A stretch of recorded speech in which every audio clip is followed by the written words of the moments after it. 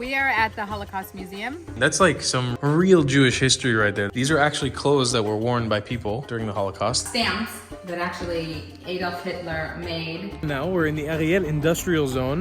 This is unbelievable. The smell in here, it's amazing. You know, you work here in a factory that is run by Israelis, but also has a lot of Palestinians in it as well. The relationship between Israeli and Palestinian people every day is going to be better and better and better. Here, it's all freshly baked. Totally different flavor. It's so good. Oh man, this is heaven. The Institute for Personalized and Translational Medicine. Our research associates who are doing cell culture. This is where we have the molecular biology facility. Here's where we have our 3D tumor modeling.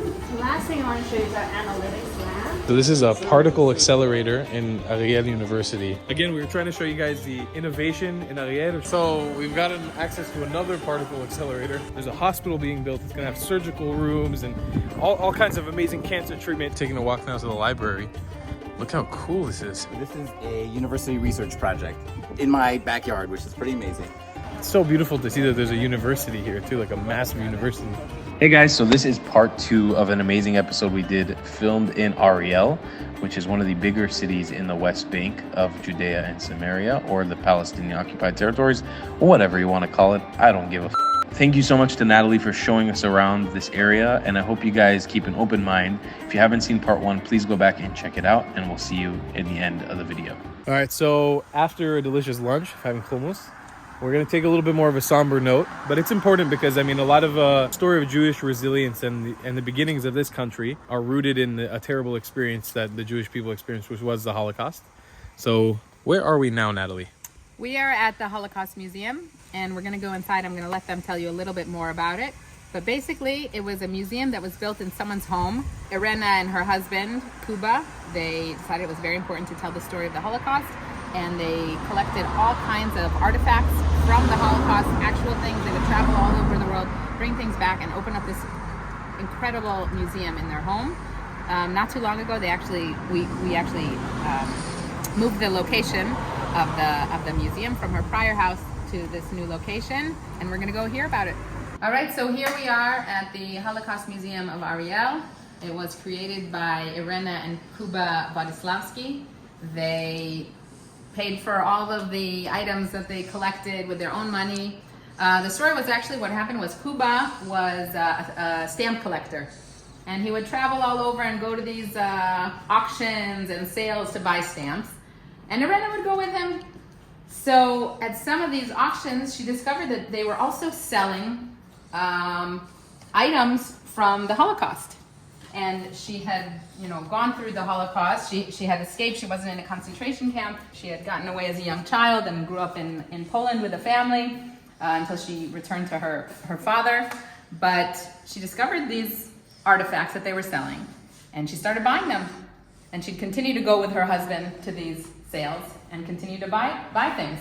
And so together in their home, they built a museum where they would invite all kinds of groups, all kinds of people. There would be school groups that came, army groups, police officers, and they would tell their story and the story of the Holocaust. And it was very important to have this museum here to remind us about how important it is for us to be here, to remind us that we have a home, we have a place to come to, we have a place where we belong, and that nobody's gonna throw us out. So I'm going to show you around some of the artifacts. I can't do it justice the way Irena could if she was here, but I'll show you some of the interesting things. Yeah, to me, one of the most fascinating things, we briefly looked over this earlier, was these 2 Torah scrolls. I mean, this one is just a page. This is like the whole deal. We're saying this one was around 400 years old. This one's around 800 years old. This one was found in Krakow, Poland. This one in Warsaw. And what was the story about somebody was lying on this? So what happened here is this was actually discovered. Somebody went to a garage, a car garage, and they noticed that the person's laying on the ground working on the car, and they noticed this is what they were laying on. And the reason they were using this to lay on was because it's made out of like a skin, like a parchment or something. And so it's very, very strong. So it was very convenient. Look at that. It's insane. That's around 800 or 700 years old. That's like some real Jewish history right there that stems really far back. And then this one also, look how amazing the detail is. The scrolls are still there. The stems are still there. It's unbelievable. And they built this amazing display case to house it all in. And obviously we have some things here that are a little bit more darker in tone. Maybe explain to the people the badges for a lot of people who might be watching who don't know what these badges mean and what these are. The badges were basically what were used to identify you as a Jew. And you had to walk around with a yellow badge that says Jude, obviously in different languages. Here's in France. You had to identify yourself. To show that you were in fact not European, to set you apart as a Jew from the rest of the people who you were living alongside. This is what Jewish people were subjugated to in Europe around the time of the Holocaust. And it's another thing for me that one of the things that I discovered in making Aliyah and moving to Israel is I feel like I've finally found my place where I can walk around and be a Jew and be exactly who I am and be proud of it and not be afraid. And that's a big thing because I can't really do that anywhere else in the world. I don't feel so comfortable, especially these days with the situation. It's not so safe out there to be Jewish. And this is my homeland. This is where I belong. So I can be proud of my identity and proud to be a Jew. So these statues were all done by a sculptor, and they're all different stories and experiences that he went through in Treblinka. So I don't remember all the stories offhand, but each of these are something that he went through. This is a woman who was getting her head shaved over here. This is the hair, which is one of the things that they did before they sent them to the gas chambers, that they shaved their head. I know this woman she was holding like her loaf of bread that she got, they were allotted a certain amount of food, not very much food, and she was holding her loaf of bread. He's taking all the shoes of the people before they go into the gas chambers. They had to take off their clothes and their shoes, and so he's taking them away. It's just crazy to me to think of this man who has all of these horrible memories. How does someone go through this?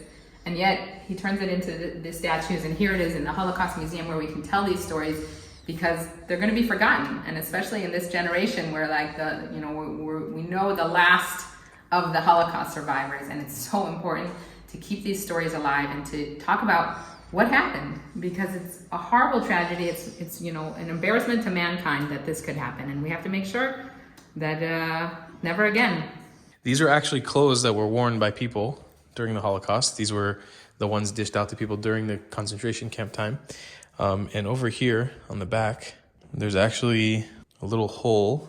And that's theorized to be either a bullet hole or a bayonet that the Nazis would kill Jewish people with. So it's either when they were clearing people out to shoot them into their graves or bayonet them. That is a hole. And apparently what happened was somebody who found a dead body already with a Jew who had been killed on the ground had to use this to cover up as well because it was so cold back then. It was such a harsh winter. Had to grab this and wear it after a fellow Jew was just killed wearing it. So here you have stamps that actually Adolf Hitler made on his birthday, the 20th of April, 1943.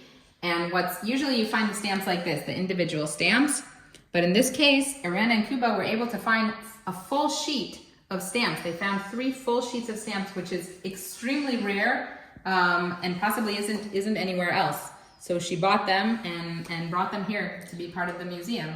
To not hark on the Holocaust too much during this video, because this video is at the end of the day to showcase Ariel to you guys, I think it's important. I want to say one thing about this here, and I'm going to end it after that, about the Holocaust. This is a shoehorn, and it depicts a Jew with a big nose and like a snake tongue. And this was like a funny thing. This was like a thing that people back then probably enjoyed using to, just like a racist trope that's just like, okay, that's how much we dislike and despise Jews, and we'll just use that. When we talk about as Jews the importance of us being and inhabiting this area, a lot of people would like to say that Jewish people are colonizers and they need to go back to Europe. The settlers here are from Europe originally because they're white-skinned or they're light-skinned or fair-skinned, and they don't belong to be here. If there's any proof that you need within the place that breaks that stigma, it's a place like this. You can see very clearly when you walk around this room, between the clothes, to the stamps, to the propaganda, to the newspapers, to the horrible photographs of how Jews were subjugated and have to literally to identify their religion or their race. Jews were never ever seen anywhere in the world as part of their society. never accepted. And that's why it's so important for Jews to feel comfortable in their homeland, in the place that they're actually from, the place that they're indigenous or native to. And you'll realize that if you look into it for more than 3 seconds and give it this superficial, surface level wash of you're a colonial settler. Just because of the color of your skin, it doesn't mean that you're endemic or native to Europe. It doesn't mean anything like that. And you can tell that no matter how long Jews lived in Europe, seemingly 800 years with the Torah that you have there from Krakow, Jews were never fully embraced and they were never fully accepted. And the proof of all of that is in this museum, in this house. You can see that in every corner of this house, horrible things that Jewish people went through. The proof is in the pudding and it's all here. And you don't have to search any further than this to get proof as to why Jewish people deserve a right to live in their ancestral homeland, in the place that they are native from. So we've actually driven away from Ariel now. We're in the Ariel industrial zone near the Balkan industrial zone, which are kind of like competing zones. This one is a little bit smaller of Ariel. And we're heading out to a factory that I'm so excited to show you guys. As you can see, the dynamic of the area has changed completely. It's no longer a city on a hill, but it's a bunch of warehouses everywhere. So we're hopping in a car right now. I'm gonna take you guys to a really, really cool factory I'm very excited about.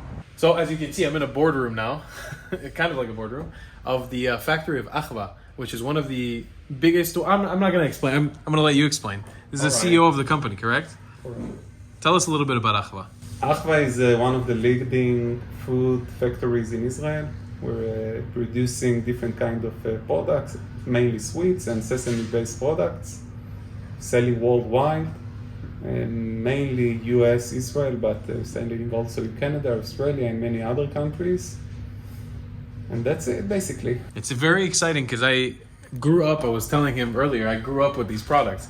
All these products is something I actually eat on a regular basis as well, whether I'm in the United States or in Israel. So I'm very excited to take a tour of this facility. So let's go check it out. What's your name? Hadi. Hadi, and you're going to be showing us around today, right? It's okay. No. Let's do it. Okay. Okay, hairnets. Hairnet time. It's my favorite part.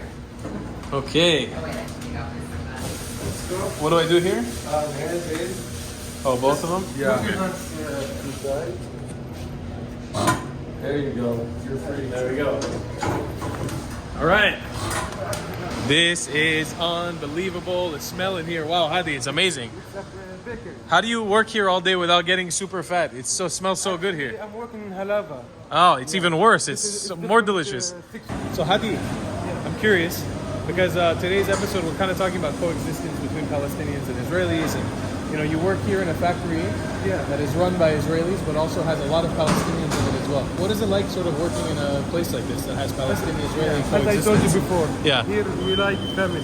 Like a family. And I think Mr. Yaf explained to you, Palestinian, they need to work Right. with Israeli people. But they are in need. After that, day by day, they will be like small family. Daily, day by day after that, they will be big family.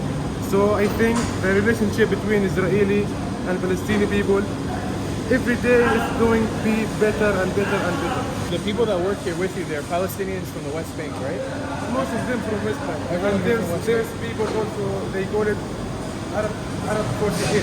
Arab 48. Yeah, right? 1948. So Those people, they stuck inside when everything started. these Arabs that work here and the Palestinians that work here, Yeah. does everybody here work under Israeli, or there are Arabs who are supervisors? How does it work exactly? Most of the supervisors, they are Arabic. Most of the supervisors Yeah, are most- Arabic. It's like 90% of supervisors Arabic. Oh wow. Yeah, the remaining, Israeli people. There's one Israeli work under Shaukat. Means Shaukat in high level. It's So like- the yeah. Palestinian is above the Israeli in the company. No. It's equal everything. Equal. Yeah, equal. But higher like position. Yeah, it's like positions, like how many years you spend. Yeah. It's like experience. It's like a proper example of coexistence. Like people really working together like a team here. Like international corporation, Right. If you are working back, something like day by day, they will promote you to higher position. And I'm curious because I think my viewers will be really curious to know about this. It's okay. What would be your incentive to work in Israel? Like, why would you want to work in an Israeli company or a company like this? Yoav was explaining to me a little bit, but maybe you can Yeah. explain to the people when it comes to wages. Nowadays, especially after COVID-19, Yeah. before that, the situation was not that much bad, but Uh-huh. you can say bad. for people who studied here, who graduated from here. Like not making money. Yeah, for me, I studied here 4 years. Wow. After that, I traveled to UAE. I worked there 4 years because I know why I need to spend 4 years in the college. After that, I will work for 1,600, 1,700 shekel. That's how much you get paid if you work in Yeah. Nablus, for example. Any city in West Bank. Any city in West Any Bank. city, yeah. Around 1,600 shekels. Yeah, for my sister, my elder sister, she's a doctor. She has experience like we talk about 7 years. It's good experience. If she works in other countries, they will tell you just stay here and whatever you want, we will give you. Here she's working in a governmental hospital. She get around 4,500. And you talk about doctor. What about engineer, accountant? Right, even less. Blah blah blah blah. They will get less. So when Maybe you will spend around 10 years and you will get the same salary you get in the first day. That's crazy. Yeah, that's the meaning issue we're facing. And you know, the living cost, everything in West Bank is very expensive. And so when you come and work here, you get paid Yeah, here's more than triple. You get. more than triple. Yeah, and for me, I'm telling you, I have certificate in accounting. Why I'm coming here, right? I can work in accounting, I can work in banks, but for what? For 1,700 dirham? For me, until now, I'm 27 years. You asked me about my age, right? Yeah. Until now, I'm still single. We're around the same age, me and him. I'm 26, he's 27. Well, So I'm telling you, if we keep working in West Bank for the same salary, we will not do anything. right. What we will do? Only eat and sleep. You cannot get married, you cannot buy a car, you cannot buy a house. So most Palestinian people nowadays, they're going inside. It means inside Israel. Like factories, labors, whatever they will find there, they know they will get more pay. That's why they're going there. I'm thinking more than triple they will get. Most here, he told you the average is around 7 to 8. Or 7 to 8,000, yeah, wow. Maybe you will find 8 to 9, 9 to 10. It's different from factory or company to other company. But I explained to you how the vibes and the nature West Bank. It's good, man. Thank you. I appreciate it. I appreciate it. Hadi, you have an Instagram, Hadi? We plug your Instagram? Yeah, I have one. So I'll get Hadi's Instagram. Go give him a follow. He's a good-looking man. This is Yuri, by the way. Works here a long time, right? And he's showing us the rogalach, ugat boker, so breakfast cake. So I have to try it and say wow. I have to say wow. Wow. Wow, super good. Really good, wow. When you buy these products, they're usually packaged up in a plastic wrap from the supermarket. Here, it's all freshly baked. Totally different flavor. It's so good. So we're in the Achva Factory. And again, really important for you to mention, I grew up eating Achva products. This logo has been with me my entire life. Specifically the chalva. Like I grew up eating these and I eat them even today on a regular basis. You can see people are packaging up products here. Oh man, this is heaven. Heaven for me, heaven. So Yuli and Hadi are giving us a proper tour now of the factory. And this is the factory that you work in. Yeah. So Yuri was saying now 50% of the chalva is made up of 50% trina or sesame paste and 50% sugar. Alan. So this is here, it's sesame, trina paste and sugar. And you can see it's being binded right now. Oh my God, look at that. That's so exciting. There's a secret recipe going on here, so I can't show the actual machine. But I don't want you guys to mix the texture. Look how amazing this looks. Yuli just gave me some hot, fresh halva. Oh my God, it's so hot. Whoa. Oh my God. The only way you can get the halva that melts in your mouth is when it's hot. Oh my You can God. never reheat it. You can never get back to this consistency. You can never get back to soft. It's now or never. Wait, don't go anywhere. Wait. Please don't leave. Oh my God, that's amazing. That's so good. It's amazing, yeah? Oh, I've never had halva hot like that. It's phenomenal. Wow, it's mind blowing. So Hadi is leading it over right now. So this goes out to packaging? Ready? Opa. Opa. What's happening? I will pour that way. The 150 kg, 15 grams. 15 gram? Yeah. Wow. Yeah, this one. So it's getting lifted up right now. You will see the whole procedure like that. 150 kilograms of halva. Oh my God. Look at that. That's heaven. Now it's coming down here. Here it comes, the halva. It's dripping. Look at that thing. It's kind of amazing to see how things like this are made in a factory. You know, I don't really get a tour of factories often. But it looks like it's going to get flattened again or something. It's going to get flattened? Yeah. So what, it's cut into a very thin piece? Yeah.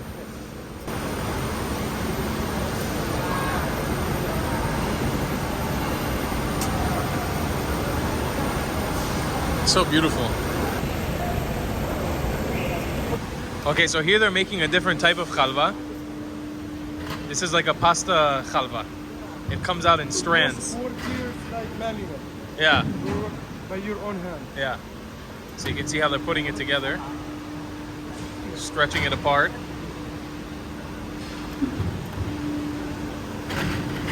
I mean, this is nothing short of an art form right here. This is amazing. This is unbelievable. This is so cool. When they finish, what it will be called, There we go. Hadi brought it out for us. What is it when they finish? They call it like hair. Hair, yeah. But this is the final product Yeah, here. this is the final. It kind of, this one like kind of melts in your mouth a little bit. So good. So these are some amazing Palestinians who are creating hair halva. It's a sesame dessert made out of sesame paste stretched apart until it comes out to this. A beautiful, melt in your mouth, delicious sesame hair. So good. So amazing, huh? Natalie, that was, I think, my favorite stop for today so I think far. it's one of my favorite parts of the job. Anytime anyone wants to come visit, so I have an excuse to visit this factory, yalla, you're invited. I feel ignorant and stupid too that I didn't know that one of my favorite brands in Israel was based in Ariel. I had no idea. So I'm so excited to. No, for me? Toda Yuri. Toda Rava. So there you go. I just got gifted. Again, this is one of my favorite things ever. I love this. I eat this on a regular basis. So nice to come to the source and get it from the factory itself. Okay, so this is the employees of the month. They get a free box of chocolates, a trophy, and a day off. How cool is that? They get an Achva trophy, and it's written in Arabic. That's so awesome. It's really cool, actually. It's very heartwarming to see that, like, because I know from being a little bit in the Palestinian cities when I visited, I know that I'm speaking to some Palestinians. I've heard about working conditions there not being very wonderful, and knowing that there's Israeli companies like this that are actually employing Palestinians in a very ethical and an amazing way to incentivize hard work, and yeah, it's just awesome. It's really, really cool. Natalie, we're hopping all over the place today. Tuesday University. Let's go. I have a question about, you have a group of who? Can you explain that?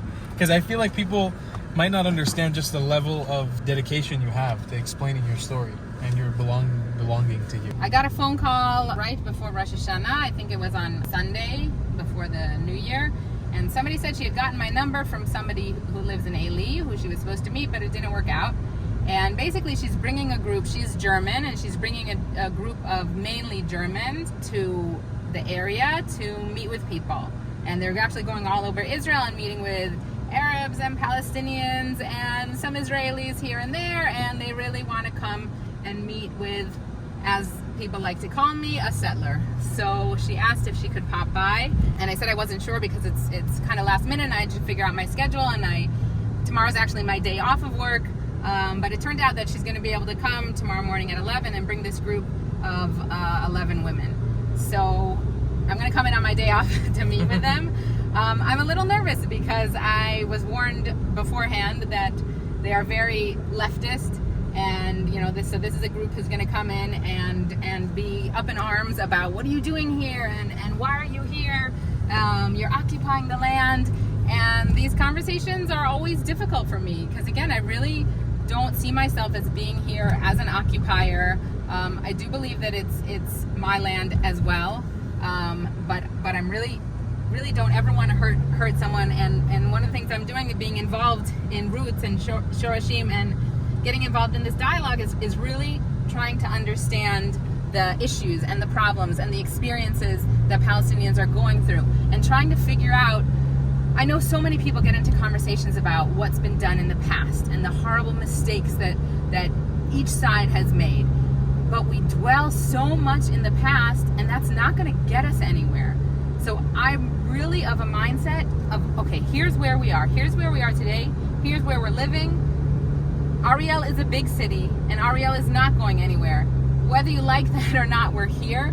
And I really want to look forward at a future in which we can be here, and the Palestinians can be here, and we can be here together, and we can live side by side, and that can be beneficial for both people. I don't see, a separation. I don't believe that a two-state solution is going to be good for either side. I think we really need each other, and I think we can really benefit from each other. So I try to explain that and tell people that, but people are really stuck in, what happened in the past and all the problems from the past. So hopefully I'll meet with this group. Hopefully they'll like me, and I'll be able to explain what I'm doing here, why I believe that I should be here, and why me being here doesn't mean that I want to kick out all the Arabs that are surrounding me, not in any way, shape, or form. And it's a little hurtful to me when I hear about people who want to kick me out. They want to uproot me from my house and send me packing, and why? Is that something you find yourself having to do frequently, Natalie? Like justifying your existence in a place that you're actually native from? Like, is this something you do frequently? Like meeting with groups of tourists who come here and like are questioning you? So we used to, before Corona hit, we had a lot more groups, and we had all kinds of groups that would come to Ariel, and there were people who support us and people who don't support us, and that was fine. I really think it's important to meet with all kinds of people and tell our story. I don't want to just meet with people who support me, even though it's more comfortable and a little easier. I don't feel quite as attacked, but as far then after Corona, we've had less groups, so it's not quite as often as it used to be. However, I'm involved in a couple Facebook groups where they claim to be for peace, but in all honesty, there's just a lot of anger and hate. When they hear that I'm from Ariel, they don't even want to talk to me, and I don't understand it, because I feel like if you really believe that I am the problem and that we as settlers here are the problem, then don't you think you need to talk to us? Don't you think that that's an important conversation to have, instead of just denying our very existence? We exist, we're here, and we're not going anywhere. And I say the same thing to Israelis who wish that the Palestinians would just pick up and move. No, they're here and they live here. And I think one of the things that I've really connected with as far as Shorashim is that it's very much about, let's both tell our stories. Let's both talk about our connection to the land. Let's both recognize that we each have a connection to the land. We really do. And once we honor that and accept it, I think then we can talk about where we're going to go from here and how we're going to live together when we both accept that we both belong here. Okay, so guys, this is Yarom. Hi. He works here in the university in the communications department, and he's going to be giving us a little bit of a tour of the university. There's a lot to see today, but we're going to try to show you guys some of the cutting edge stuff if we can. We're coming in at a very spontaneous time during the high holidays in Judaism right now. It's very difficult to get access to a lot of things. A lot of things are not functioning. You said a lot of people are on vacation as well, right? Yeah. So we're going to try to show you guys what we can in this beautiful university campus up here in Ariel. Where are we going into right now, Yarom? What is this building? This is Necessary building. You can see electrochemistry, Renewable energy? and renewable energy. Oh, cool. Yes. Sweet. So we're going to get a little, hopefully an inside look at some of the labs that are inside of here. Whatever we can see, because we're coming in a very last moment. Yes. Okay, guys, so we've come to the Institute for Personalized and Translational Medicine. This is Yael, and you work here in the university as part of this program, right? Right. So can you explain to me a little bit about it as we walk through your beautiful building? Sure. So my name is Yael Mazels. I'm a PhD in cancer biology, and this is the Institute for Personalized and Translational Medicine. And we have 3 different departments here in our facility. What basically we're trying to do is we're trying to harness a lot of the information that's been gathered in academia and bring it to practical solutions, so we can start seeing unmet needs in medicine and solving problems that exist. So let me take you through our facility. And you can, this is basically our office space where the senior scientists sit and meet with the research associates and think about the planning for their science. This is where we do tissue culture. Okay. Wow. So these are two of our research associates who are doing cell culture. I'll explain a little bit about what that means outside so we don't bother them. Okay. What we mean in terms of cell culture is that since the 1960s, basically, we've been able to take human cells and grow them in the lab conditions. We're trying to make models for cancer that could be used for drug testing that are three-dimensional. So that's something that is more innovative, because if you think about a human being is not one-dimensional, they're two-dimensional, they're three-dimensional, right? They're a number of different levels, and we're working on new solutions for being able to find new tools to find exactly the right treatment for cancer for an individual. Another department we have is medical cannabis. That's a lab I can't take you into. It's only for people who have approval. I can't even go in. Okay. So with the medical cannabis, it's a hot field in Israel. We're trying to work on new molecules from the cannabis plant and synthesizing new molecules, exploring new molecules. And we're looking for all different indications. Oncology is one of the primary ones, but inflammation, antibacterial, different new solutions using molecules from the cannabis plant. In addition, in our labs, this is where we have, this is kind of after hours, so we don't have, this is where we have the molecular biology facility, where we're working on extracting proteins, DNA, RNA from different tissues or blood. That's what we do here. Here's where we have our 3D tumor modeling, which is from when we get the tissue, when we prepare it, this just looks like a fridge, right? But inside of this fridge is all the different components we need to grow different cancer tissue, right? You're growing breast cancer, or growing prostate cancer, or you're growing colon cancer, you need different additions, right? Because you're growing them outside of the body. The incubators over there basically mimic the human body.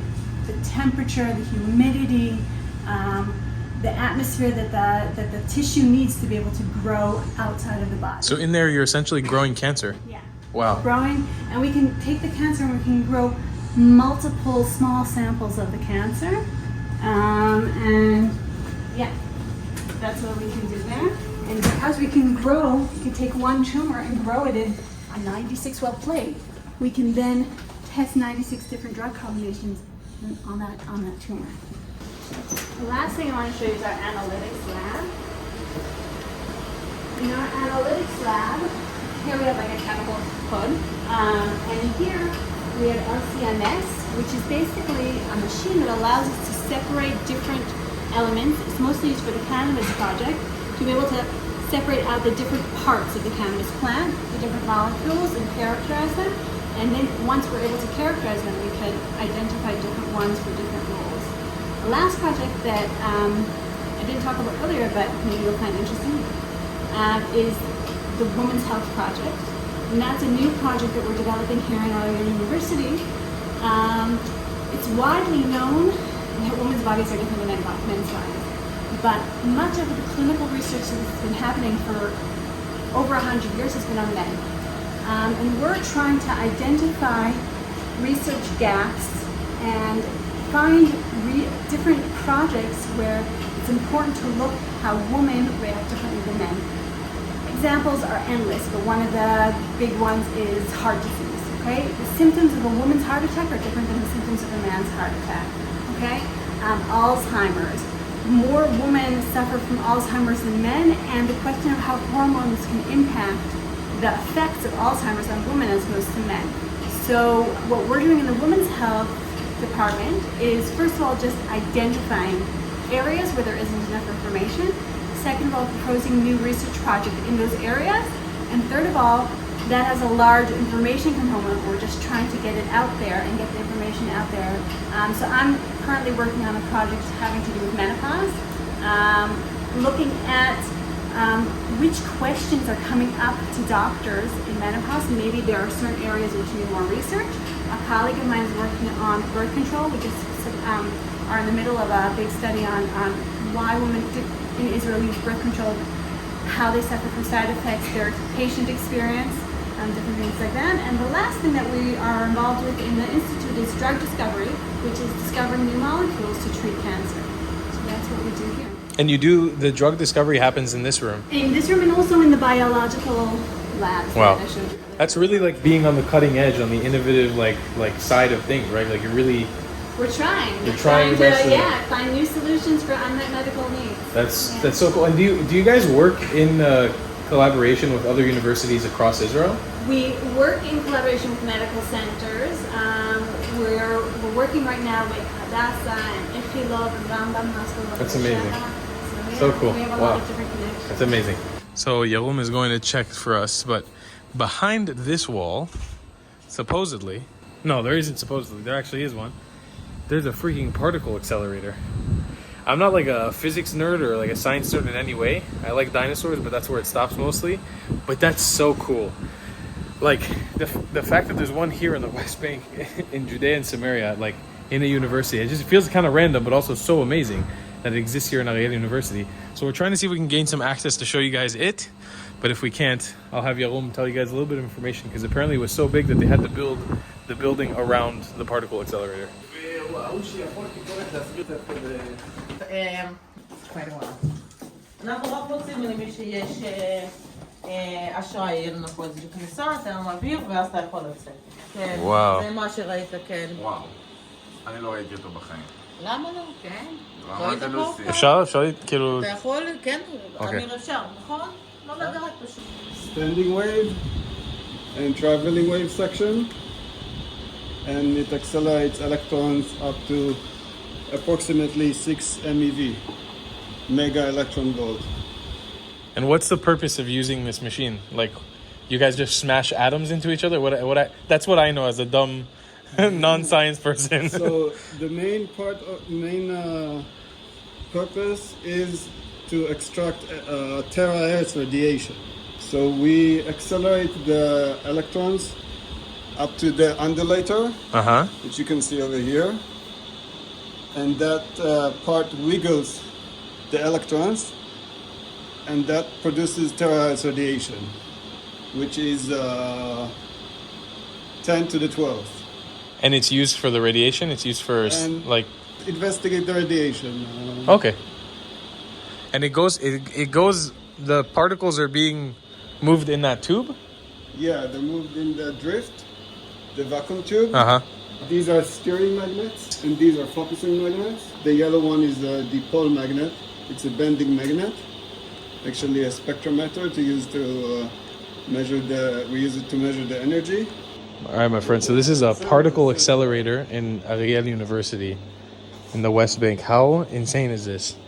I've never seen a particle accelerator in my life. It is crazy cool. We're just learning about it right now. This is unbelievably awesome to see this thing. So we've gained access into the room where they house their particle accelerator. Look how insanely cool this thing is. I was just given a very long-winded explanation to try to understand. To be honest with you, I did not understand much. But I know that somewhere here, electrons are being wiggled. That's where it is. And in the front of the machine itself, this is called a gun. And these cells house electrons. They change the form of the electrons. You can kind of see they have these cool labels to show us what it looks like. But this is insane to have access to see this thing. I don't think this is something that's typically given to random YouTubers that come here on the day-to-day, but really appreciate it, Natalie. Thank you so much. My pleasure. This is amazing to be able to see this. Again, we were trying to show you guys the innovation in Ariel. We're trying to show you guys the cutting edge, and this, I don't really think it gets more cutting edge than a particle accelerator. I did not expect to see that today. Like, that's so cool. Whoa! Oh my God! Look at that. So we've gotten access to another particle accelerator. What the hell? This is so cool. Oh my goodness! Whoa! So apparently this is the older one. The newer one obviously is refined in design, so it's a lot smaller. Again, I'm not somebody who understands anything about anything to do with this stuff, but it's so cool. Oh my God. This is amazing. And it looks like it's operating or something. I don't know. There's a lot of sounds coming from in here. So that's just, wow. Who would have thunk in the West Bank, in the Palestinian territories in Judea and Samaria, you'd have Ariel University, which has a freaking particle accelerator. That's so cool. So apparently 20 years ago, when this thing was given to them by Weizmann, Machon Weizmann, which is another university in Israel, they actually had to build this room around it because it was so large. They didn't actually have a place to house this particle accelerator. So they actually had to build a whole room just around this place. So all of this was constructed just to house this insane mechanical device. They even have 3D printers here. And I'm pretty sure these are the resin ones. So these are like the more advanced ones. So cool. Look at that. It's a massive. That's like, I think, the biggest 3D printer I've ever seen in my life. It's huge. We just came out of this amazing building with a particle accelerator. There's a hospital being built. It's going to have surgical rooms and all kinds of amazing cancer treatment. And it's going to be a bridge between the gaps because there's going to be Palestinians and Israelis that are taking care of this hospital. It's going to be a hospital open to everyone. There's no segregation in this hospital. He was saying that this is basically going to be a zone where people can sort of make peace as well in the hospital. Wow, look at this. We're on our way. We're taking a walk now to the library. Look how cool this is. What a view. It's a big change from what Ariel looks like in town. This feels like a very modern, futuristic university from the United States of America, I would say. We're not expected to be in the West Bank of Israel right now. All right, we're pulling into the library right now. Look how beautiful. That is amazing. Look at that. I love the, like, all the plants growing on the side of the building. It's super cool. It's so beautiful to see that there's a university here too, like a massive university. This is awesome. So we're in the library now and it's absolutely beautiful. And apparently he was just telling me that Mike Pence got a certificate of like recognition of honor, right? Something like that, yeah, by this university, which is pretty cray-cray. Look at that. Beautiful library. So you can see there's some basic workstations here. Really nice view actually on the outside of Judea and Samaria. It's beautiful. And let's get the library itself. Damn, Natalie. Damn. That's crazy. What a day. I was telling Natalie earlier, I don't think from any of the videos that I filmed in this whole series of getting to know people in the Holy Land, has it been this easy to cooperate with people, especially so last minute. Usually some of these were planned like 3 weeks, a month in advance. I planned this with Natalie less than a week ago. Less than 1 week ago this was planned. We put it together and everyone has been super collaborative and willing to work together. It's so cool. So it's just been amazing. I really appreciate the people of Ariel being so amazing throughout this entire experience. And Natalie, of course, for putting the whole thing together. My pleasure. All right, now we're at basically the top of Ariel by the university. And the university is on our right side and the entrance to the city from the top, from Jerusalem, the direction of Jerusalem, is behind us. Over here we have the newest mall. It's a little shopping center. But we have another gas station, which is a big deal because we only had one gas station in the city for 20,000 residents and 18,000 students. So now we have 2 gas stations, some restaurants, clothing stores. And then over here, these buildings, this is actually the community, or many of these buildings are the community of Netzarim. And Netzarim is a Jewish community that was evacuated from Gush Katif, from Gaza, in, let's see, about 2013, if I remember correctly. They were removed from their homes and spread around Israel. What happened here is that the mayor opened up his arms to them. He said, please come to Ariel. You're welcome in our community. We have temporary housing for you because we have the student dorms and we have caravans, and we'll give you the caravans until everything is worked out and you can build houses. So they lived in the caravans for a number of years until their houses were built. It obviously was complicated because there was the building freeze in the area and just, everything kind of falling into place. But they finally have their houses here. I think about half of the community of Netzarim came to Ariel, and about half of them stayed and half of them left, because for them it was a big shock. They were coming from a very closed community, very religious, and they worked in agriculture. They were used to farming, and they came here and they're on this hilltop, and that's not really what we work in. We're not working in farming, so they didn't really know what to do with themselves, and they had a very hard acclimating. So some of them went down south, and there's another community of Netzarim down south, but many of them stayed here. I remember one of them, we had a meeting recently with a woman who came from Netzarim, and she talked about the fact that they came here after they were kicked out of their homes, and everything that they, were used to and loved, kicked out of their homes, had no idea what was going to be with them, and they came to the community of Ariel. They came to the city, and it was actually in the middle of the night, and they thought, okay, we'll just go wherever they send us, and that's it. And they said that the residents of the city came out with pots of soup and said, here, we brought you food. We want you to have a comfortable as possible landing, in the city. We want you to have the best welcome that we can give you. We want to basically give you a giant hug.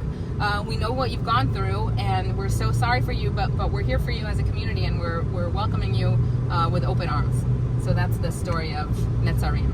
All right, so we've jumped off from the university to a more residential area of Ariel. Now, can you explain to me what we're actually looking at? Okay, so right here, this is a university research project in my backyard, which is pretty amazing, of grapes that were planted through a combination of genetics research and archaeology research, where they wanted to find the wine of King David and of Jesus.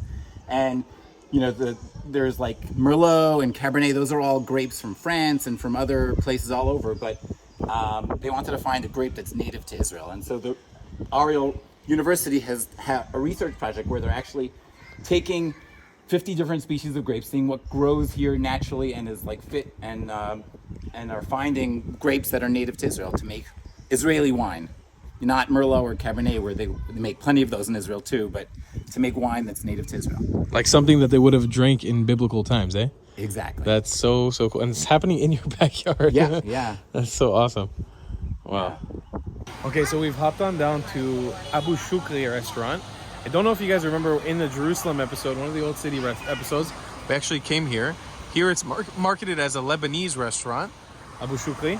And we're gonna pop in here and have a conversation about coexistence between the Arab owners of this restaurant and the Jewish people who live in Ariel, because it's right outside of Ariel. They also have a date drink.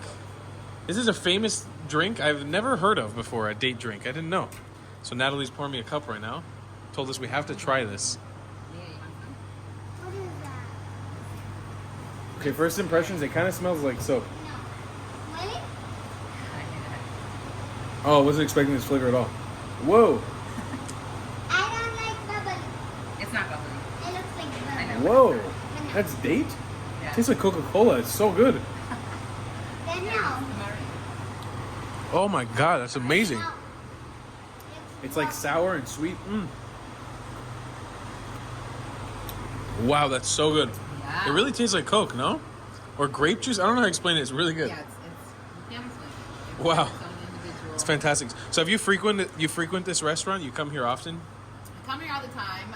First of all, because the food is amazing. I'm not a huge falafel person, but the falafel here is amazing. And the pitot, he makes the pitot, fresh pitot. So the food is amazing. But I also come for the company. The owner of the restaurant, Iyad, has become a good friend of mine. I actually saw his eyes light up when you walked in. I could see he was really happy to see you. So I'm excited to have a chit chat with him about coexistence and living here between Jews and Arabs together and running a restaurant, Arab restaurant, inside of an Israeli settlement. It's super interesting to me. So here's one of those rare sights you can see in the West Bank only. This would be an Arab Palestinian with a Israeli Jew working together in a restaurant under one roof. I should also mention that this restaurant is kosher, which explains the reason for a rabbi or a Jewish person to be working in here. They need to have somebody who is called a mashgiach, or somebody who watches over the food to make sure that it's kosher. So it's amazing. Like, it's coexistence in every term of it possible. It's Jews and Arabs working together to have a restaurant. Toda toda. So he hooked us up with some falafel balls, some fresh ones. Let's try this out. Oh, it's nice and hot.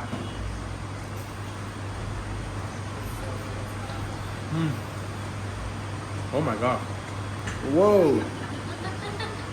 I know you've been seeing my food reactions today, but this is like super buttery. I don't know how to explain this. It tastes like there's butter in here. Oh my God, it's so good. That's amazing. Wow. Look how beautiful that is. It's so crunchy. So fresh. Wow. It's amazing. All right, Natalie. So we've obviously had a crazy day today, exploring and understanding Ariel. But it's time to get a little bit more deeper and just talk a little bit more about the experience of what it's like to live here on the ground from your perspective. So, I mean, especially when it comes to trauma and understanding that aspect of it, like, I'd love to hear from you some of the things you wanted to share. Okay. Well, I do love to focus on the great things about living in Israel and the beauty of living in this land and how happy I am here and how important it is for me to raise my children here. I do think it's very important for people to understand the reality that we're still living in, the reality that we're working to change, but the reality of what happens to a person when you live under the constant threat of terrorism. And I would break it up into a couple parts. The first is because we live in this tiny land of Israel where everybody's connected to each other. Everybody has some kind of connection. So anytime there is a terror attack, you generally might know the person, might know someone who knows the person or is related to the person. You might be familiar with where they were. You know, maybe they were shot at a bar in Tel Aviv and you were there not that long ago. Maybe they were stabbed by waiting for a bus and your kid waits for that same bus every single day. So it's kind of like every terror attack still affects you. Now, sometimes it's stronger and sometimes it's a little bit more removed, but it's always there because you're always so conscious of where it happened or who it happened to. Another thing that happens when you live under the constant threat of terrorism is that you kind of build this bubble around yourself, this like self-protection, where you tell yourself, it's not going to happen to me. I'm on a basketball team and I drive to a small town called Tapuach 3 times a week. And I drive through the Tapuach Junction. In the Tapuach Junction, it's a hot spot for stabbing attacks. Sometimes ramming attacks, but stabbing attacks. And I drive there 3 times a week. And I tell myself as I'm driving by, well, you know, the stabbing attacks happen to soldiers that are guarding there. And the stabbings attack happen to people who are waiting for a bus or waiting to hitchhike. It's people who are standing at the side of the road. That's who the stabbing attacks happen to. But I'm in a car and I'm driving, so I'm going to be safe. I'm safe. Nobody's going to hurt me because I'm driving in my car and it's not going to happen to me. That's what you tell yourself. Another thing that happens is you make a plan. If you're ever in a situation where you are uncomfortable and you are nervous, you start making a plan. And I remember about 8 years ago, I was waiting. I got a ride to a bus stop, and I'm waiting at the bus stop. And it happens to be a bus stop where there's a lot of Arabs coming and going because they're getting rides from Tel Aviv or taking a bus from Tel Aviv, and then they're waiting for their rides. And I'm waiting there. And this was during a time where there were a lot of stabbing and ramming attacks. I've actually heard it referred to as the stabafada. It was that intense. It was happening so often that people were being stabbed. And I'm standing there at the bus stop. I'm waiting for a bus. And I start looking around, and there's a lot of Arabs around. And I think to myself, well, what happens if one of these Arabs has a knife and they want to attack someone? Well, I'm standing here, and I was 8 months pregnant. And I had this giant pregnant belly. And I start thinking to myself, well, if there's a terrorist that comes along and he wants to do a terror attack and he wants to stab someone, I'm like the perfect target because I'm a 2-for-1. You've got myself and you've got my unborn child. So I'm standing there looking around. I have a backpack on my back and I start thinking, okay, what do I do if somebody comes at me with a knife and they're coming at my back? Do I keep my backpack on my back so that if they stab me in the back, you know, hopefully I won't get hurt? And do I cover up my pregnant belly to protect the baby? Or do I take my backpack off my back, put it over my belly, and hope that if someone comes at me from behind, they won't hit anything major? But then I think, but if someone sees me holding my backpack over my belly, they're going to know that I'm scared. They're going to know that I'm nervous and I'm trying to protect myself. So what do? And I'm making this plan in my head for what happens if someone comes after me with a knife. And I remember realizing at that moment, this is not normal. This is not a normal way to live. Who does this? Who is standing by the side of the road and trying to make a plan for if someone comes to stab her and her unborn child? This is not a normal way to live. And another thing that happens, and I think this is really the most threatening of all and the most dangerous, are the paralyzing what ifs. The what ifs where you can be as rational as you want. You can know a certain situation and be confident in that situation, but these little what ifs kind of creep in on you. And not too long ago, my son called me. He was 17 years old. He was studying in Jerusalem, and he got a ride he was coming from Jerusalem to Ariel, and he got a ride from Jerusalem to Shiloh, to right outside of Shiloh. And he's waiting there, and he calls me up and he says, Mom, listen, I'm on my way home. Shiloh is about 15 minutes away from Ariel. And he says, but the next bus isn't coming for like another hour. Can I just hitchhike home? And I want to say yes, because I know that he's standing there right by the city of Shiloh. He's waiting for a hitchhike. He's a nice Jewish looking boy. He's got a kippah on his head. He has his, religious fringes, his tzitzit out. Someone will stop and pick him up. It's only a 15-minute drive. So I want to say yes. But what jumps into my mind? What jumps into my mind is the story of the 3 boys who about 8 years ago were doing the exact same thing that my son is asking me to do. 3 boys who were standing at the Gush Etzion junction, waiting to get a ride somewhere, and 2 terrorists in a car stopped. They got into the car. Nobody knew where they were for 18 days. I remember it so well, those 18 days, and they were killed. And that's what I think. And I think to myself, I want to say yes. I want to let him take the ride. I'm sure that he'll be okay. But what if he's not? And what if I regret this day for the rest of my life when I told him that he could take that hitchhike? So those paralyzing what ifs just creep in on you because you can't help it, because it's a reality.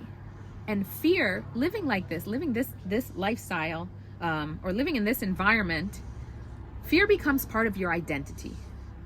And that causes, and it's something that you pass along to your children.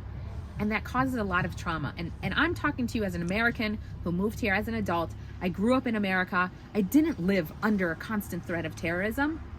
And so I think of the Israelis who grow up like this, and how that traumatizes a person. And that's very difficult. And I think that's one of the extremely important things that we need to do to get out of that is we need to interact.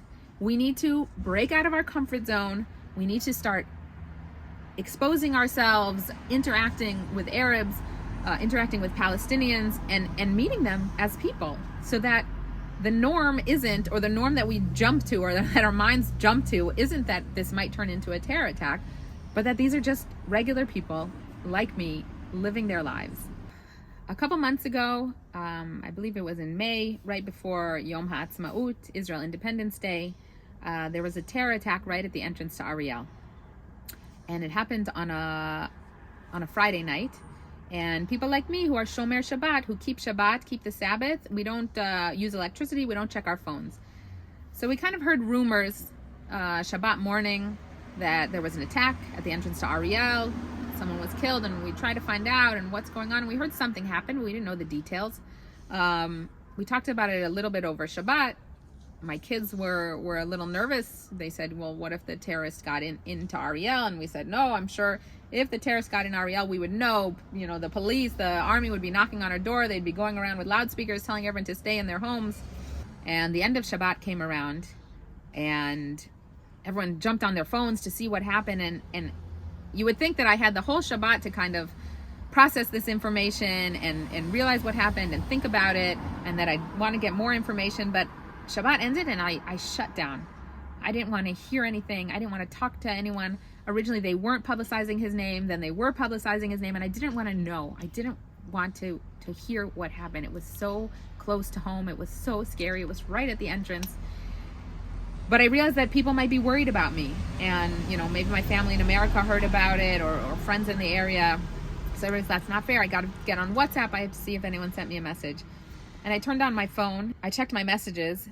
I can tell you that I got the same amount of messages from my Jewish, Israeli, American friends checking in on me. How are you? How is your family? Is everyone okay? We heard there was an attack in Ariel. Messages that I got from Palestinian friends, Arabs that were checking on me after a terror attack, but they were worried about me, and they were worried about my family. And so they checked in to see, how are you doing?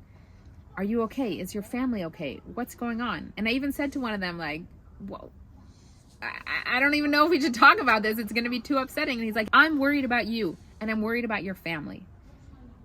And that just showed me how far thank God that I've been able to come in this journey, and how crucial it is to be working on these relationships and working on these friendships with Palestinians, because bottom line, it's people to people, and we're all just people.